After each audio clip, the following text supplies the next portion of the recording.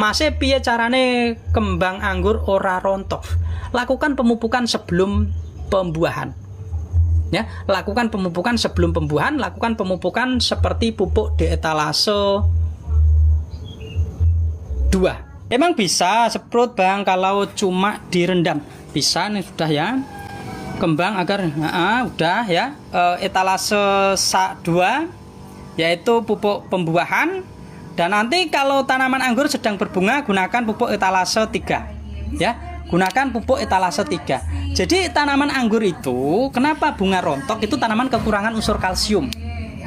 Tanaman kekurangan unsur kalsium, dan juga biasanya itu juga dialami pada media-media tanam yang pH-nya rendah.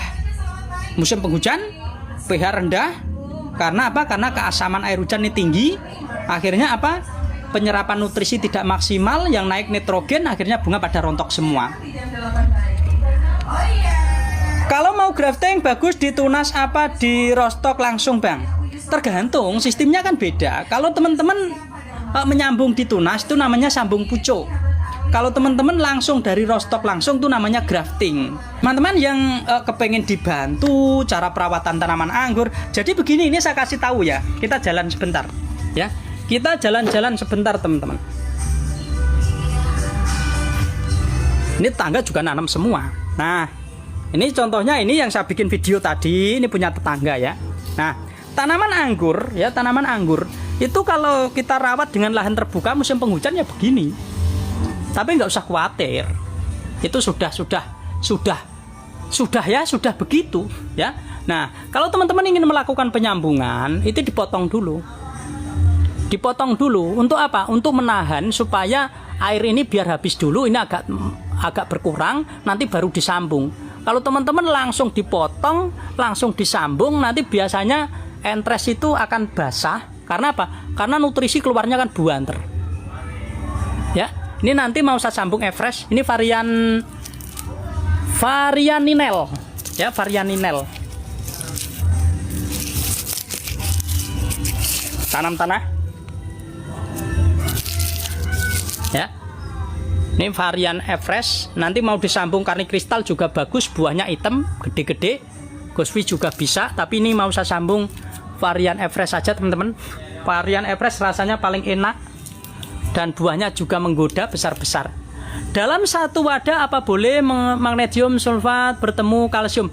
Ini sudah saya racik Bunda, sudah saya racik juga sudah saya atur. Jadi teman-teman nggak usah khawatir. Ya. Jadi teman-teman sudah saya atur, sudah saya racik. Jadi racikan saya itu sudah saya pisah ya. Seperti itu. Jadi teman-teman nggak usah khawatir, pupuk saya mau digunakan lama aman kok. Ya.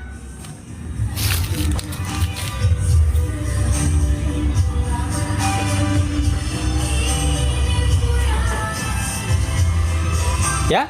Jadi buat teman-teman yang membeli pupuk-pupuk dari saya ya, kita jualan pupuk juga tahu sudah pupuk Bunda, jadi aman ya. Jadi begini ya buat teman-teman, pupuk di saya ini saya bahas ya, pupuk pertumbuhan ya. Nah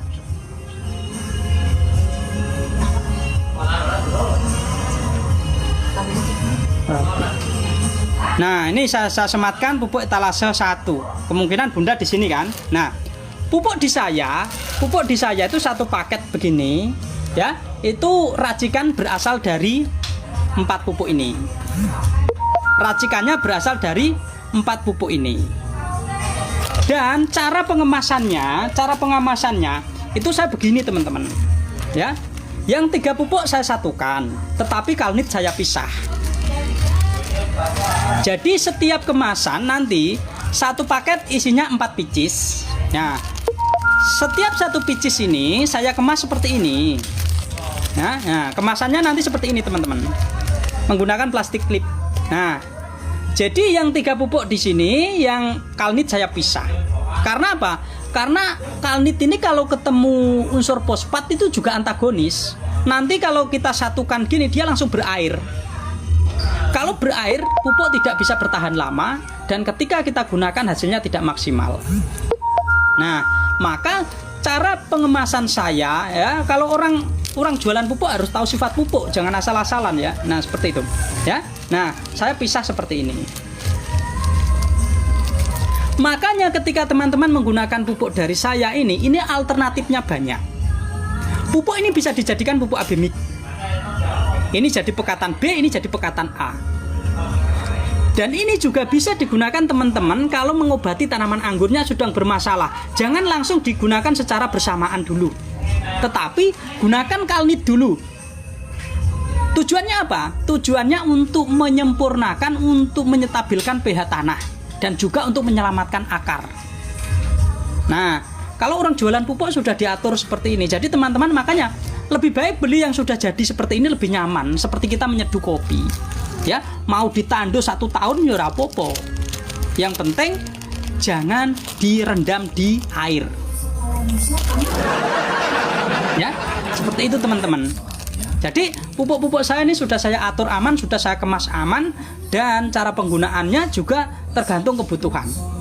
Mau dicampur juga bisa langsung, mau diberikan secara terpisah untuk terapi tanaman yang kemarin mengalami stagnan karena pertumbuhannya jelek dan lain sebagainya. Caranya pemupukannya yaitu 2 kali. Pertama dimasukkan kalsiumnya dulu, dilarutkan dengan air 5 liter. Nanti setelah 3 hari baru ini dilarutkan dengan air 5 liter dimasukkan.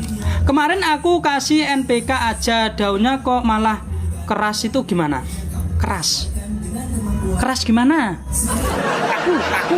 Kaku atau gimana? Keras gimana? Ya.